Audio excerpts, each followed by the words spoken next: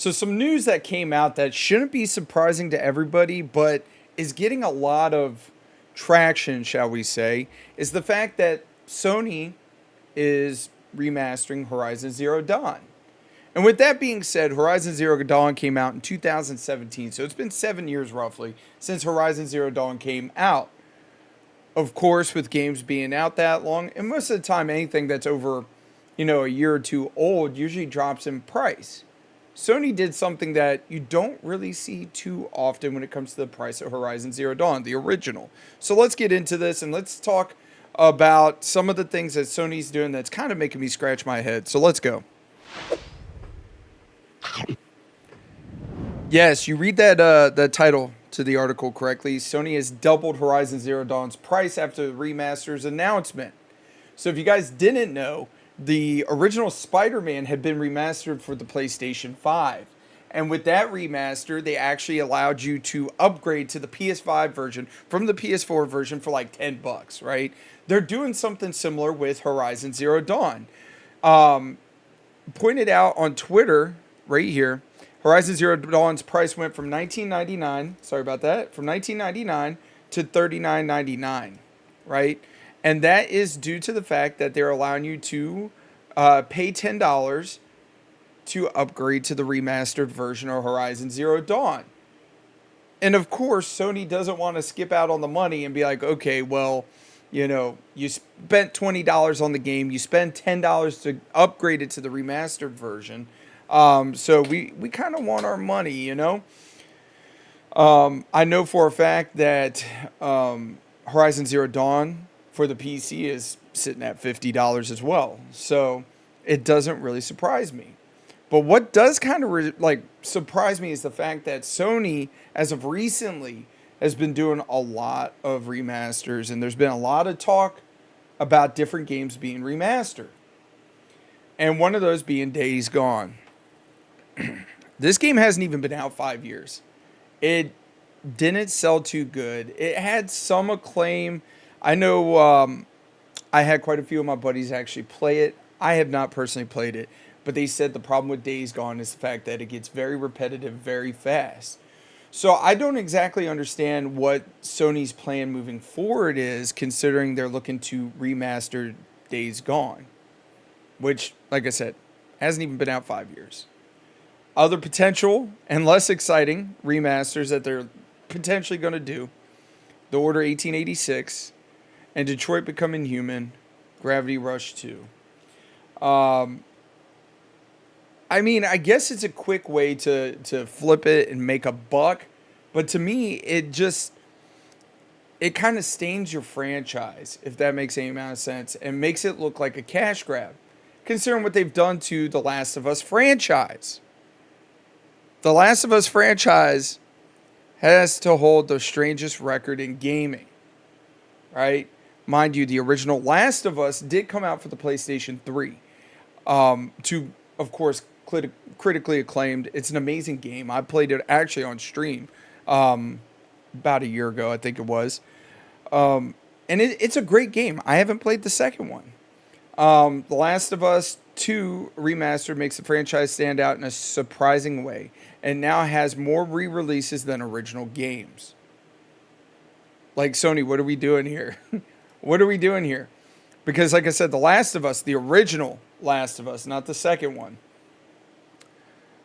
was a PlayStation 3 game that they remastered for the PlayStation 4. Okay, I get that. And, the remaster came out, I think it was like 3 or 4 years, if I am correct. The original Last of Us was remastered back in 2014. Okay. And then they did a Last of Us, the original game, remake in 2022. What? And then, of course, oops, didn't mean to hit that. The Last of Us 2 came out, and now they're remastering The Last of Us 2. It just sounds to me like, freaking Sony and them have kind of ran out of ideas. But this is kind of interesting. Remasters and remakes have changed over time. I will say that I agree to disagree with that, because The 2010s, especially the latter part, and even continuing into the 2020s, remasters and remakes have become a dime a dozen. I mean, look at every single one of the Resident Evil games. They've all, for the most part, have been remastered or remade. Re-releases are nothing new to gaming. They caught on something of a trend during the 8 console generations of the 2010s, like I was saying. The concept of a re-release improved visions of existing titles and have been around since the early days of gaming. Historically, those early remasters and sometimes remakes have primarily served to bring games to a newer console, acting as glorified ports enhanced by better technology.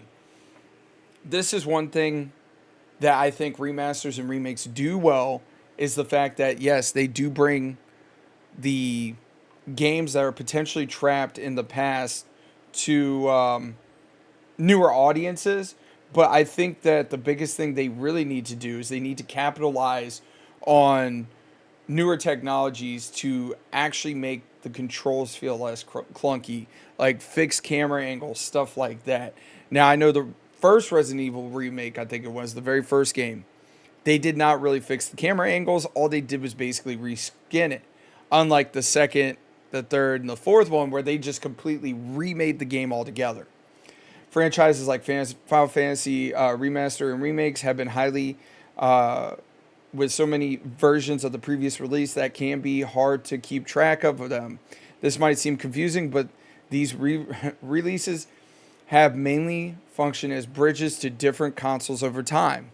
Looking at the multitude of versions of the titles like Street Fighter II shows that the re-release have always been able to come quickly, but changes to the industry have led to modern gaming taking a more controversial approach. And I believe what they're leaning towards or leaning into when it comes to a more controversial approach is you're remastering and remaking games that don't really need to be remastered or remade. You're basically wasting people's time and money by doing that, because guess what? You don't need to remaster it or remake it because it's only been 7 years. It hasn't even been a decade yet. And those games are still very good looking games. So I don't exactly understand what they're trying to go and do, but Sony's just like doubling down on these remaster and remakes. I'm waiting for them to be like, we're remaking Miles Morales now to try to cash in on Spider-Man. But all honesty, it just blows my mind that we're getting a remake of Horizon Zero Dawn, like I said, 7 years. Potentially Days Gone, which flopped technically and hasn't even been out for 5 years. And they're going to remaster it. And mind you, Days Gone was in like development hell for the longest time because it just kept spinning the wheels. And it is what it is. The Order 1886, Detroit, and Gravity Rush. Okay, I can see those potentially being remastered and remade. All three of those haven't. It's been over 10 years, I want to say, for all of them. And I believe all three of those were PlayStation 3 exclusives. So it's not like you're taking a PlayStation 4 game like Days Gone and trying to bring it to a newer audience. That's just food for thought. Let's go full screen. Do you feel like me? Do you feel like Sony is just running out of ideas? Are they just trying to make a quick dollar, a quick cash grab? Which, I mean, I kind of understand them wanting to make a quick, cash grab right now, considering what happened with Concord, the $400 million mistake they made. But I genuinely think this is a problem in the industry, especially with Sony, where they're remaking or remastering games that don't need it done.